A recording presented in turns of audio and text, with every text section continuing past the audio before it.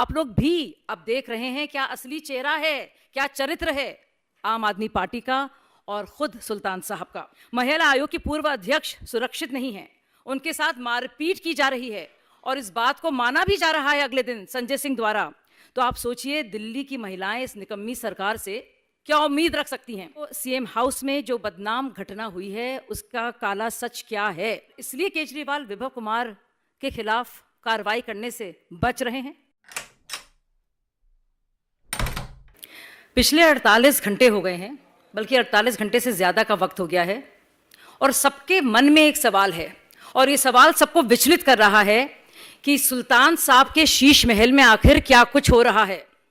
और सोचने वाली बात है, स्वाति मालीवाल के फ़ोन से सीएम आवास से के अंदर से 2 फ़ोन होते हैं, उसका बाकायदा लॉग है। उसके थोड़ी देर बाद स्वाति मालीवाल पुलिस स्टेशन जाती हैं, अपनी मौखिक तौर पर अपनी उपस्थिति वो दर्ज कराती हैं, लिखित में कुछ नहीं बोलती। करीब 32 घंटे बाद संजय सिंह इस बात की तस्दीक करते हैं कि उनके साथ बदसलूकी हुई और दुर्व्यवहार हुआ।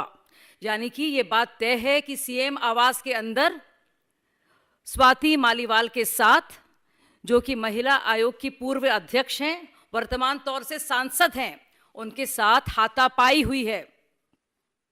एक और बड़ी फिक्र की बात है कि स्वाति मालीवाल के बारे में अभी तक पता नहीं चला है, ना तो उनसे फ़ोन संपर्क कोई कर पा रहा है और ये सबको जानना बहुत ज़रूरी है कि क्या वो सुरक्षित हैं। संजय सिंह कह रहे हैं कि इस बात का संज्ञान लिया गया है। अब ये कैसा आपने संज्ञान लिया है कि अभी तक कोई भी एफआईआर पुलिस थाने में दर्ज नहीं हुई है और ना ही किसी के खिलाफ कोई एक्शन नहीं लिया गया है।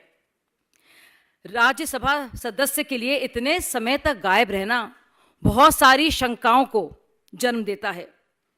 और ज़रा सोचिए, सीएम साहब के उन आवास में, शीश महल में, महिला आयोग की पूर्व अध्यक्ष सुरक्षित नहीं है, उनके साथ मारपीट की जा रही है और इस बात को माना भी जा रहा है अगले दिन संजय सिंह द्वारा। तो आप सोचिए दिल्ली की महिलाएं इस निकम्मी सरकार से क्या उम्मीद रख सकती हैं। मैं इन सब लोगों को बहुत नज़दीक से जानती हूँ, उनके साथ मैंने बहुत वक्त गुजारा है। उन सब के आपसी रिश्ते क्या हैं, क्या इनर डायनामिक्स हैं, उसका खासा इल्म है मुझे। और साथियों, ये जो गंदगी आप देख रहे हैं, अब मैं उसके बारे में पूरी तरह से परिचित रही हूँ, इसीलिए मैंने वहाँ से जाने का मन बनाया। इस बात की व्याख्या मैंने कई बार अलग अलग इंटरव्यूज़ में भी की है और आप लोग भी अब देख रहे हैं क्या असली चेहरा है, क्या चरित्र है आम आदमी पार्टी का और खुद सुल्तान साहब का। और एक और ज़रूरी सवाल केजरीवाल जी से मैं पूछना चाहती हूँ कि भाई आपके सीएम आवास में क्या कुछ होता रहता है। कैसे सुल्तान साहब आप हैं, लाट साहब आप हैं कि एक बार नहीं कई कई बार इस मारपीट के आरोप लगते हैं और संजीदा तौर से लगते हैं। और यही नहीं, अमानतुल्लाह और प्रकाश जारवाल जैसे लोगों को चार्जशीट भी किया जाता है। ये मैं बात कर रही हूँ 2018 की, जब अंशु प्रकाश जी के साथ हाथापाई हुई थी, जो मुख्य सचिव थे, चीफ सेक्रेटरी थे दिल्ली के। अब सवाल और भी हैं, क्या ऐसे कुछ आपसी रिश्तों में दरार आई है जिसकी वजह से ये हो रहा है। अरविंद केजरीवाल देश की जनता को बताएं कि 13 मई को सीएम हाउस में जो बदनाम घटना हुई है उसका काला सच क्या है।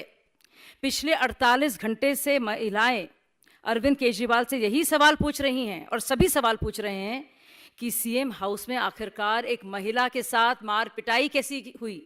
यह अलग बात है कि वो मौजूदा तौर में सांसद हैं और उनकी पुरानी सहयोगी हैं और करीबी हैं। अभी तक अरविंद केजरीवाल, सुल्तान साहब चुप्पी क्यों साधे हैं। अरविंद केजरीवाल ने विभव कुमार पर क्या कार्रवाई की है। क्या विभव कुमार ने केजरीवाल जी के कहने पर स्वाति मालीवाल के साथ मारपीट की और इसलिए केजरीवाल विभव कुमार के खिलाफ कार्रवाई करने से बच रहे हैं। क्या वो महफूज हैं स्वाति मालीवाल, क्या उन्हें चुप रहने के लिए धमकाया जा रहा है। अभी तक पुलिस में इस घटना को लेकर कोई एफआईआर दर्ज क्यों नहीं हुई।